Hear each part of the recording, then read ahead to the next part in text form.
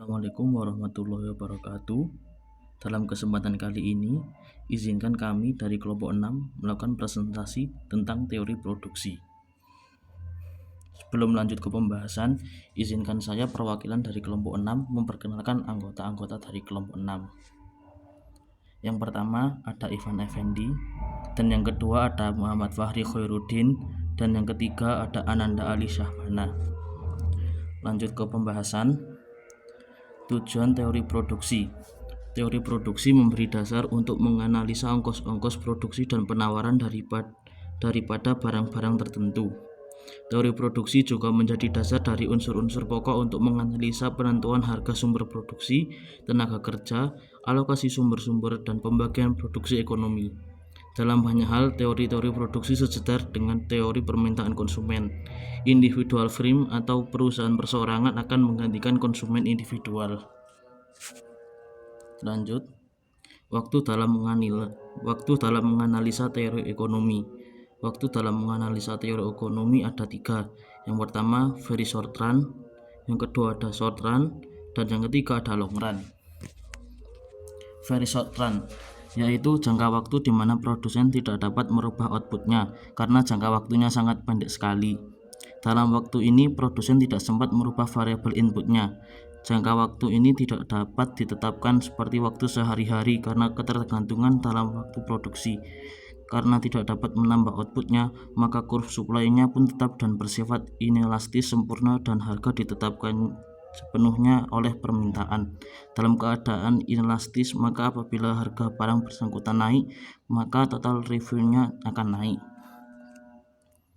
Keadaan supply inelastis sempurna (E sama dengan 0). Berapapun tingkat harganya, jumlah yang ditawarkan tetap pada Q1. Sebagai contoh keadaan ini misalnya seorang nelayan yang menjual hasilnya ke pasar, walaupun harganya naik, tetapi tidak dapat menambah supply-nya. Short run yaitu jangka waktu di mana produsen dapat merubah outputnya karena faktor produksi dapat dirubah walaupun tidak seluruhnya. Artinya, masih ada faktor produksi yang tetap. Long run yaitu merupakan jangka waktu di mana produsen dapat merubah outputnya karena faktor produksi dapat dirubah. Dalam long run ini, semua faktor produksi dapat dirubah atau bersifat variabel. Cara dalam menjelaskan teori produksi. Fungsi produksi yaitu merupakan suatu hubungan fungsional secara fisik antara input dengan output pada satuan waktu tertentu. Di dalam fungsi produksi, apabila salah satu faktor produksi dinaikkan dengan kenaikan yang sama per satuan waktu, maka total produk (TP) akan bertambah. Tapi sampai suatu titik tertentu bertambahnya output akan semakin berkurang. Apabila salah satu faktor produksi ada yang tetap, maka akan berlaku law of diminishing return atau the law of variable proportion. Kurve di atas adalah merupakan kurve maksimum, yaitu kurve yang menunjukkan hasil yang maksimum dari kombinasi dua input. Pada titik A adalah merupakan MPP maksimum, sedangkan titik B adalah batas dari MPP yang semakin menurun. Tahapan dalam fungsi produksi. Di dalam fungsi produksi dibagi dalam 3 stage atau tahapan. Pembagian ini berdasarkan pada penggunaan input tertentu, sedangkan efisiensi ditunjukkan atau diukur dengan AP. Stage 1 ditandai dengan APL yang naik, berarti efisiensi tenaga kerja terdapat di sini. Di samping itu, nampak pula efisiensi daripada input tab atau line menaik. Dengan kata lain, pada stage 1 ini ditandai oleh kenaikan efisiensi di dua input dalam hal ini tanah dan tenaga kerja. Stage 2, pada stage ini ditandai oleh efisiensi tenaga kerja yang semakin berkurang (APPL semakin turun). MPPL berkurang tetapi masih positif, sehingga TP masih naik dan efisiensi tanah masih terus bertambah. Stage 3 ditandai dengan efisiensi tenaga kerja yang berkurang, MPPL berkurang dan sudah negatif, di mana TP akan berkurang. Di sini efisiensi tanah dan tenaga kerja keduanya berkurang. Isoquant curve. Isoquant adalah berbagai macam koordinasi dari dua input dalam suatu perusahaan yang menghasilkan jumlah produk yang sama. Produksi dengan dua input variabel melalui isoquant curve dan isocost approach. Pendekatan melalui isoquant curve dan isocost approach ini pada dasarnya hampir sama dengan pendekatan tradisional terdahulu, yaitu menerangkan tentang prinsip yang menjadi dasar-dasar bagi ongkos-ongkos, penentuan harga dan penggunaan sumber-sumber serta alokasinya dan pembagian produk. Ciri-ciri dari isokan curve. Yang pertama, pada daerah yang relevan mempunyai slope yang negatif. Yang kedua, cenderung ke arah origin. Ketiga, tidak pernah berpotongan satu sama lain. Dan yang keempat, semakin menjauhi origin, kapasitas produk makin besar. Isocost dan least cost combination.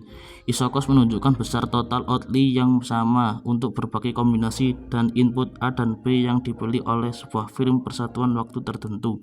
Least cost combination dari faktor-faktor produksi persoalan-persoalan yang dihadapi oleh suatu firm yang sedang mengeluarkan ongkos tertentu adalah bagaimana mencapai isokan yang tertinggi mungkin yang dimungkin oleh kurve isokonnya, yaitu mencapai jumlah produk yang terbesar dari pengeluaran ongkos tertentu untuk membeli sumber-sumber.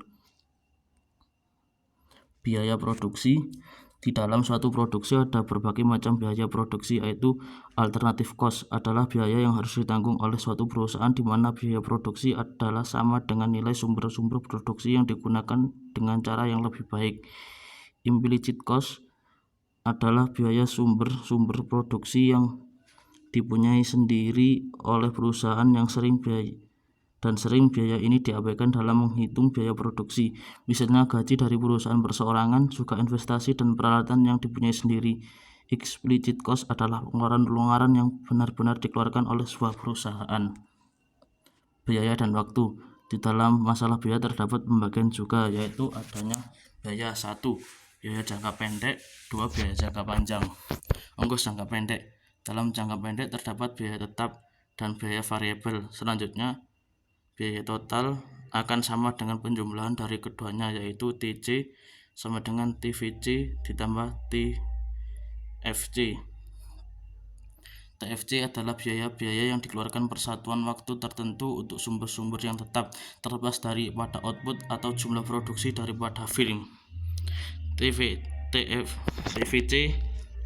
adalah ongkos-ongkos yang dikeluarkan untuk sumber-sumber yang variabel, dan biaya ini harus naik apabila output dari sebuah perusahaan dinaikkan. Hal ini disebabkan karena apabila output dinaikkan maka membutuhkan sumber-sumber variabel yang lebih banyak. Ongkos ini mempunyai sifat yang tertentu, yaitu sampai pada suatu tingkat output tertentu pertamanya berkurang apabila output bertambah. Ongkos jangka panjang. Di dalam jangka panjang semua output adalah variabel.